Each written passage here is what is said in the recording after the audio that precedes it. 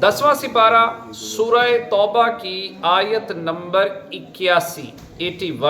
اللہ رب العزت کا فرمانے عالی شان ہے، فرح المخلفون بمقعدہم، پیچھے رہ جانے والے اس پر خوش ہوئے، خلاف رسول اللہ، کہ وہ رسول کے پیچھے بیٹھ رہے، وَكَرِهُوا، اور انہیں گوارا نہ ہوا، أَن يُجَاهِدُوا، کہ جہاد کرتے، بِأَمْوَالِهِمْ، اپنے مالوں سے، وَأَنفُسِهِمْ، اور اپنی جانوں سے، فی سبیل اللہ، اللہ کی راہ میں، وقالوا، اور بولے، لا تنفروا فی الحر،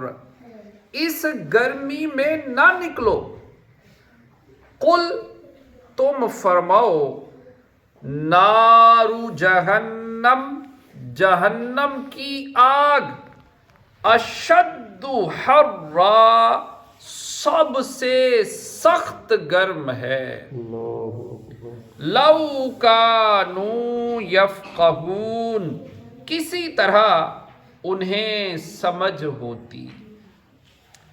غزوہ تبوک میں گرمی کی شدت، سفر کی دوری، زاد راہ کی کمی اور جان کے خوف کی وجہ سے منافقین کی ایک بڑی تعداد جہاد میں ساتھ نہ گئی، بلکہ ہیلے بہانے کر کے پیچھے رہ گئی، اور یہ لوگ پیچھے رہ جانے پر بڑے خوش تھے کہ شکر ہے تکلیفوں سے جان چھوٹ گئی۔ یہاں انہی لوگوں کے بارے میں فرمایا جا رہا ہے کہ غزوہ تبوک سے پیچھے رہ جانے والے اس بات پر خوش ہوئے کہ وہ اللہ تعالیٰ کہ رسول صلی اللہ تعالیٰ علیہ وآلہ وسلم کے پیچھے بیٹھے رہے اور بہانے بنا کر غزوہ تبوک میں نہ گئے۔ یہاں یہ بات پتہ چلی کہ ایمان کی برکت سے نیک اعمال پر دلیری پیدا ہوتی ہے،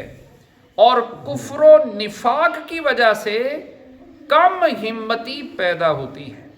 چنانچہ حضرت عبداللہ بن مسعود رضی اللہ تعالیٰ عنہ سے روایت ہے، حضور اکرم صلی اللہ تعالیٰ علیہ وآلہ وسلم نے ارشاد فرمایا، منافقین پر سب نمازوں میں زیادہ بھاری نماز عشاء اور فجر ہے،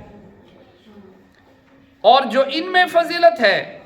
اگر جانتے تو ضرور حاضر ہوتے، اگرچہ سرین کے بھل گھسیٹتے ہوئے آتے۔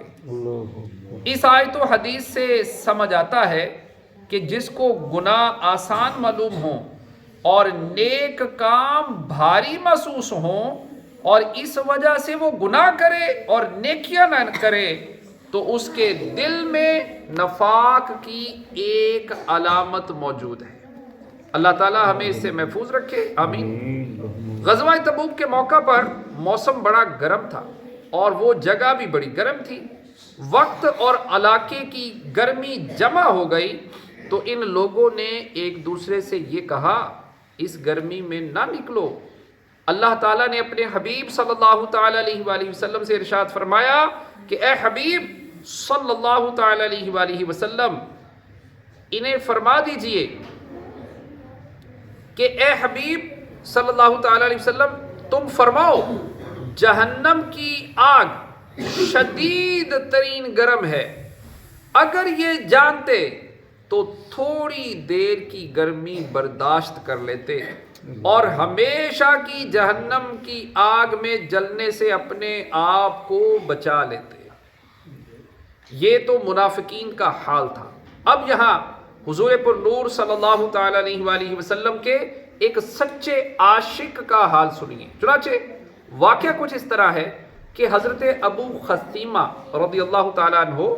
غزوہ تبوک میں جانے کا ارادہ نہیں رکھتے تھے، مگر ایک دن وہ شدید گرمی میں کہیں باہر سے آئے تو ان کی بیوی نے چھپڑ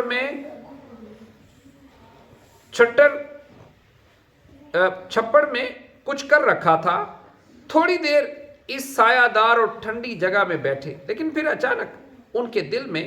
پیارے آقا صلی اللہ تعالی علیہ وسلم کا خیال آ گیا. اپنی بیوی سے کہا کہ یہ کہاں کا انصاف ہے کہ میں تو اپنی چھپڑ میں ٹھنڈک اور سائے میں آرام و چین سے بیٹھا رہوں، اور خدا عز و جل کے مقدس رسول صلی اللہ تعالی علیہ وآلہ وسلم اس دھوپ کی تمازت اور شدید لو کے تھپیڑوں میں سفر کرتے ہوئے جہاد کے لیے تشریف لے جا رہے ہوں. ایک دم ان پر ایسا جوش ایمانی سوار ہوا کہ توشہ لے کر، کھجور لے کر ایک اونٹ پر سوار ہو گئے اور تیزی کے ساتھ سفر کرتے ہوئے روانہ ہو گئے. لشکر والوں نے دور سے ایک شتر سوار کو دیکھا تو حضور انور صلی اللہ تعالی علیہ وآلہ وسلم نے ارشاد فرمایا کہ ابو خثیمہ ہوں گے. اس طرح